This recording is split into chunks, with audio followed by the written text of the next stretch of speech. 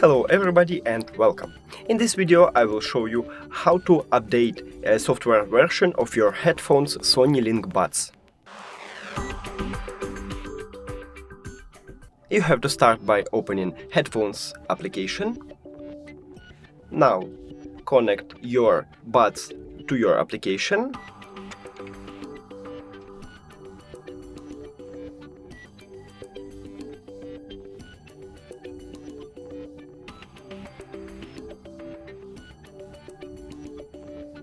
And it starts installing automatically.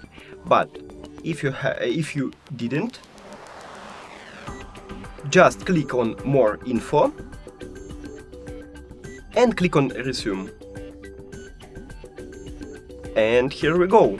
Thank you for watching this video. If you found it helpful, please consider subscribing to the channel and leave the like on the video. It's really important to us.